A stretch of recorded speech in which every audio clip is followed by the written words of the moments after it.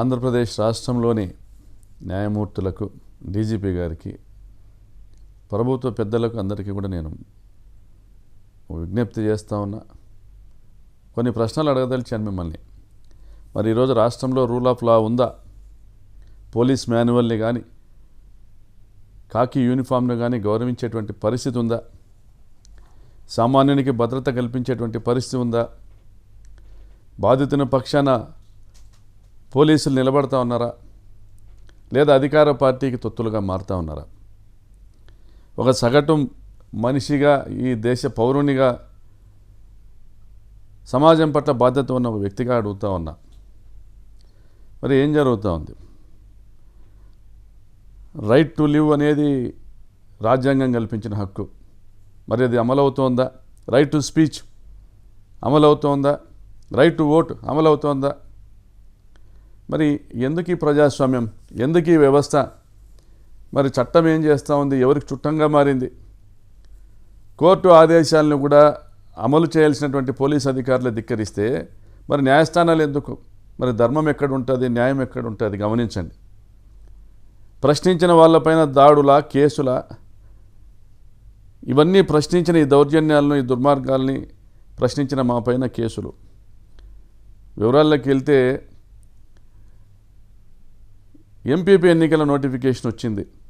వచ్చిన రోజు నుంచి అనంతపురం జిల్లాలో వేరొక రాజ్యాంగం అమలవుతూ ఉంది. ప్రత్యేకించి రామగిరి మండలంలో ఎంపీపీకి ఎన్నిక జరగాల్సి ఉంది. అక్కడ పరిటాల రాజ్యాంగం అమలవుతూ ఉంది. పోలీసు అధికారులే స్థానిక ఎస్ఐ ఎంపీటీసీల ఇళ్లకు వెళ్ళి బెదిరించేటువంటి కార్యక్రమం. తెలుగుదేశం పార్టీ గూండాలు ఎంపీటీసీల ఇళ్లకు వెళ్ళి బెదిరించేటువంటి కార్యక్రమం. తెలుగుదేశం పార్టీకి అభ్యర్థి లేడు. వారికి ఉన్నది ఒకే ఒక్క ఎంపీటీసీ. వైఎస్ఆర్ కాంగ్రెస్ పార్టీకి 8 మంది ఎంపీటీసీలు ఉన్నారు. అందులో 5 మంది మహిళలు ఉన్నారు. అది మహిళా రిజర్వేషన్ ఎంపీపీ స్థానం. అది మరి వారికి అభ్యర్థి లేనప్పుడు మరి పోలీసులు ఎందుకు వెళ్ళి బెదిరించారు? పరిటాల గుండాలు ఎందుకు వెళ్ళి బెదిరించారు? మరి వైఎస్ఆర్ కాంగ్రెస్ పార్టీ నాయకులు కానీ, శ్రేణులు కానీ ఎవరో కూడా ఈ ఎన్నికల్లో పార్టీకి మద్దతు ఇవ్వకూడదనేటువంటి ఒక హుకుం జారీ చేయడం జరిగింది స్థానిక ఎస్ఐ సుధాకర్ యాదవ్. ఈ పరిస్థితులు గమనించి రక్షణ కరువు అయిందనేసి హైకోర్టును ఆశ్రయించారు ఎంపీటీసీలు. వెంటనే గ్రామాలను వదిలిపెట్టేసి వివిధ రాష్ట్రాల్లో తలదాచుకునే దానికి వెళ్ళిపోయారు. హైకోర్టు ఆదేశం ఇచ్చింది, వారికి రక్షణ కల్పించండి, ఎన్నిక ప్రక్రియ పూర్తయ్యేంత వరకు కూడా పోలీసులదే బాధ్యత అనేసి. మరి ఎంపీటీసీలతో పాటు వెళ్ళి వారి బాగోగులు చూడడానికి వెళ్ళినటువంటి పాపిరెడ్డిపల్లి గ్రామం నాయకుడు జయచంద్రారెడ్డి ఇంటి మీద 27వ తేదీన దాడి జరిగింది. 28వ తేదీన దాడి జరిగింది. పోలీసులు నామమాత్రంగా వెళ్ళి మాట్లాడించి రావడం జరిగింది తప్ప ఎవరి మీద కేసులు నమోదు చేయలేదు, చట్టపరంగా ఎటువంటి చర్యలు కూడా తీసుకోలేదు. పరిటాల సునీత కుటుంబీకులే దాడులు చేశారు. 27వ తేదీ ఉదయాన్నే ఎంపీటీసీలందరూ ఆంధ్రప్రదేశ్ బార్డర్కి బాగేపల్లి టోల్ ప్లాజా వద్దకు వచ్చి పోలీసు వారు ఏర్పాటు చేసిన 7 వాహనాల్లో రామగిరి మండల కార్యాలయానికి ప్రయాణమయ్యారు. కొద్దిసేపటికే సమయం మించిపోయింది.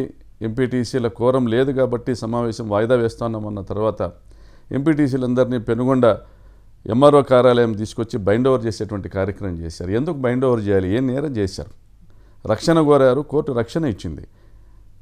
ఎన్నిక వాయిదా పడిందంటే వారి స్థానాలకు వారిని పంపించేసి ఉండొచ్చు, వారి ఇష్టాన్ని కనుగొని. మరి బైండ్ ఓవర్ పేరుతో ఎంఆర్ఓ కార్యాలయానికి తీసుకొచ్చి అక్కడ తెలుగుదేశం పార్టీ గూండాలను తీసుకొచ్చిన సుధాకర్ యాదవ్ 26వ తేదీన ఇదే గూండాలు బీఫారాలు సబ్మిట్ చేయడానికి, విప్పును జారీ చేయడానికి వెళ్ళినటువంటి పేరూరు నాగిరెడ్డి అని ఒక అడ్వకేట్, కురువ నాగిరెడ్డి అనే అడ్వకేట్ పైన దాడి చేసినటువంటి అదే గుండాలను వెంట పెట్టుకొని సుధాకర్ యాదవ్ వచ్చాడు. వస్తూ అదే పోలీస్ జీపుల్లో పెనుగొండకు వస్తున్న ఎంపీటీసీలను బెదిరిస్తూ పరిటాల సునీతతో, శ్రీరామ్తో వీడియో కాల్స్లో మాట్లాడించారు. వాళ్ళు కూడా వీడియో కాల్స్ ద్వారా బెదిరించారు, మా పార్టీలోకి రండి లేదంటే ఇబ్బంది పడతారు, మీ బంధువులను తెచ్చిపెట్టుకున్న మా ఇళ్ళ దగ్గర ఉన్నారనేసి. మరి ఇదేం రాజ్యాంగం? మరి ఆ పోలీస్ అధికారులు చట్టానికి అనుగుణంగా పనిచేస్తూ ఉన్నారా? బాధితుల పక్షాన పనిచేస్తూ ఉన్నారా? లేదా అధికారుల పక్షాన, అధికారం ఉన్నవారి పక్షాన పనిచేస్తూ ఉన్నారా? మరి ఇటువంటి పరిస్థితి గమనించి ఇక్కడ తెలుగుదేశం పార్టీ గుండాలు ఎంఆర్ఓ కార్యాలయంలో వెనక గేటు నుండి దొడ్డిదారిన ఎంపీటీసీలు నెచ్చుకొని పోతా ఉన్నారన్న సమాచారం తెలుసుకొని మేము వెళ్ళి వాళ్ళ మీద పరుషమైన మాట మాట్లాడిన మాట వాస్తవమే. టీడీపీకి సంబంధించిన గుండాల మీద మేము వెళ్ళి అక్కడ ధర్నాకు దిగితే కానీ పోలీస్ అధికారులు మా ఎంపీటీసీలు మాతో పంపలేదు. అక్కడికి కూడా భారతీయ ఎంపీటీసీని ఎత్తుకొని పోయినారు, కిడ్నాప్ చేసినారు. మరి ఈ సందర్భంగా మా ప్రజాస్వామ్యాన్ని మేము పరిరక్షించుకోవడానికి, మా ఎంపీటీసీని కాపాడుకోవడానికి పార్టీ అధ్యక్షునిగా నేను వెళ్తే, నేను అక్కడ ధర్నాకు దిగితే నా మీద ఉషశ్రీ చరణ్ గారు జిల్లా అధ్యక్షురాలు గారి మీద, జిల్లా పరిషత్ చైర్మన్ గిరిజమ్మ గారి మీద 26 మంది మీద కేసులు, నాన్ బెయిలబుల్ కేసులు నమోదు చేయడం ఎంతవరకు న్యాయం? అంటే ప్రశ్నించే గొంతును, ప్రతి ఒక్క గొంతును కూడా నొక్కడానికి మీరు డిసైడ్ అయ్యారా? మీకు గెలుపు కావాలి తప్ప ప్రజాస్వామ్యం గెలవకూడదు.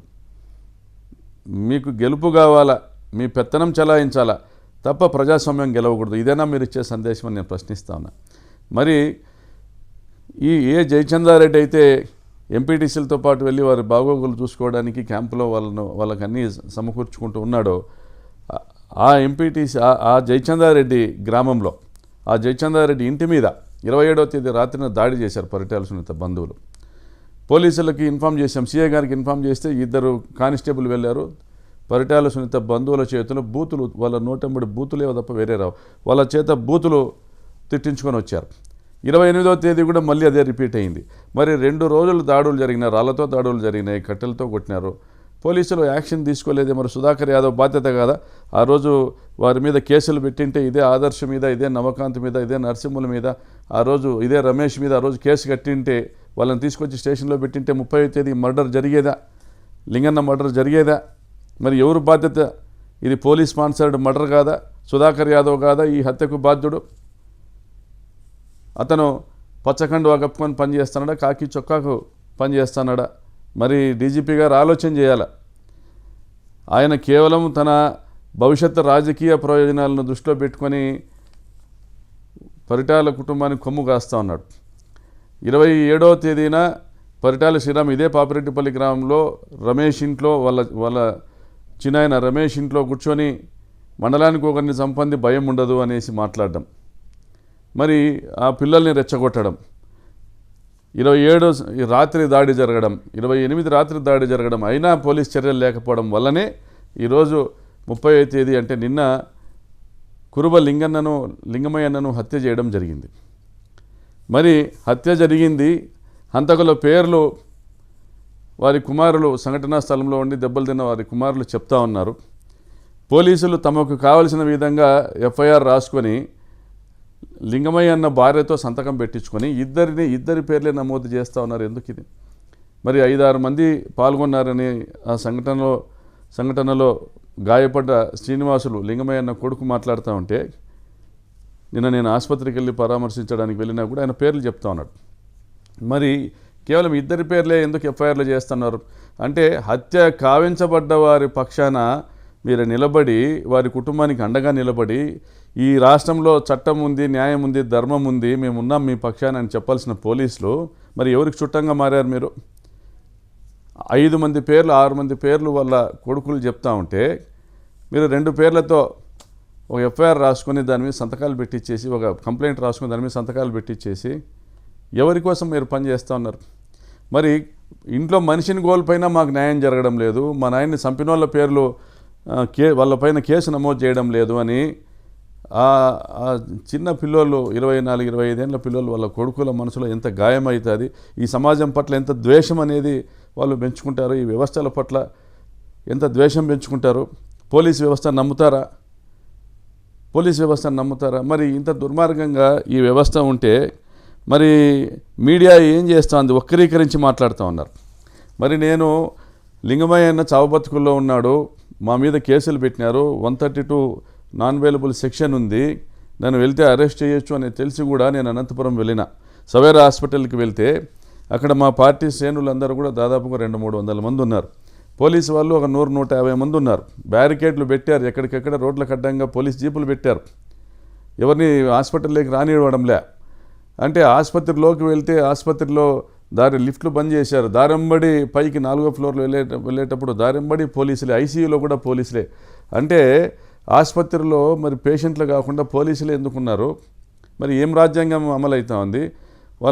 వాళ్ళ కొడుకును శ్రీనివాసును గాయాలతో ఉన్న కొడుకును పరామర్శించి చనిపోయిన లింగమయ్యను ఆయన మృతదేహాన్ని చూసి కిందికి వచ్చి మీడియాతో మాట్లాడిన తర్వాత ఇంటికి వెళ్ళే సమయంలో అరెస్ట్ చేయాలని కూడా ప్రయత్నం చేశారు.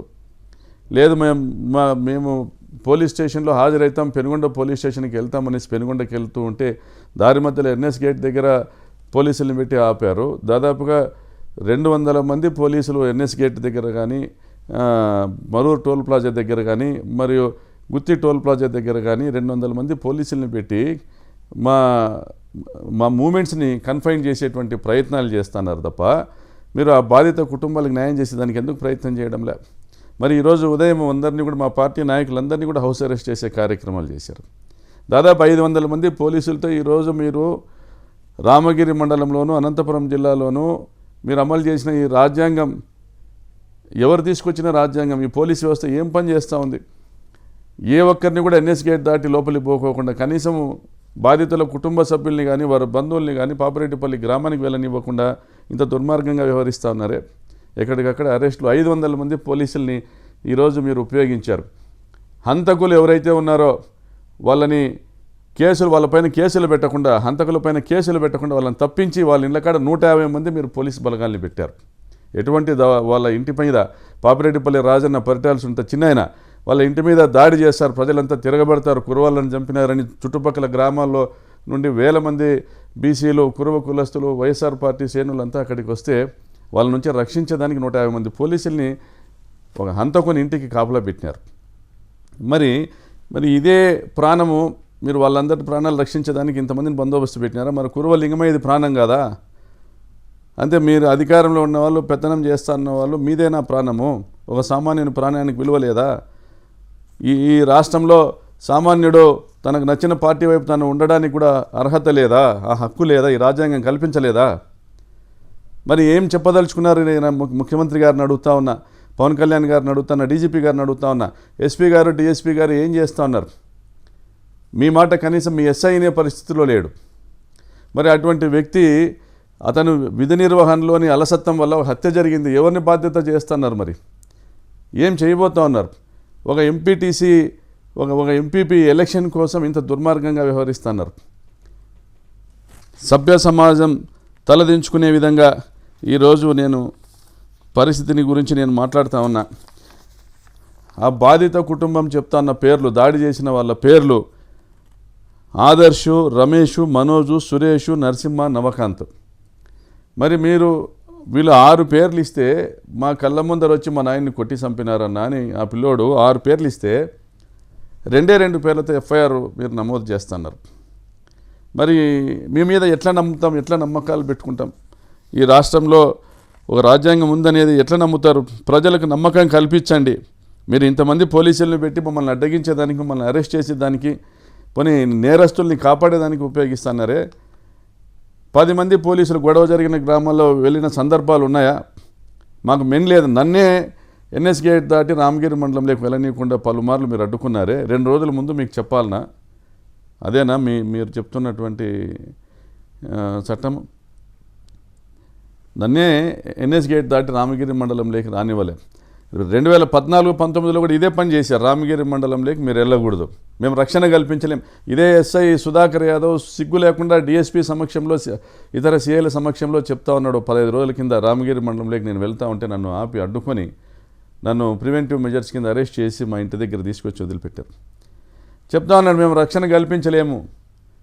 అయ్యా, మీ దగ్గర అందరి దగ్గర తుపాకులు ఉన్నాయి, మాకు గన్మెన్లు ఉన్నారు, మరి ఇంతమంది ఉన్నారు, మీరు ఇంతమంది అధికారులు పోయి 10 నిమిషాలు దేవుని గుడిలో గుడి ఓపెనింగ్ ఉందో టెంకాయ కొట్టుకొని వద్దాం అంటే కూడా మాతో కాదు, ఈ తుపాకులతో అక్కడ ఏమి చేయలేమంటే మరి ఏం మరఫిరంగులు ఉన్నాయా, లేకపోతే వాళ్ళ దగ్గర ఏం ఆయుధాలు ఉన్నాయి, ఏం జరుగుతుంది రామగిరి మండలంలో? మీరే ఎస్హెచ్ఓ, రక్షణ కల్పించాల్సిన బాధ్యత మీరే ఇలా అంటే ఎలాగని నేను మాట్లాడాను.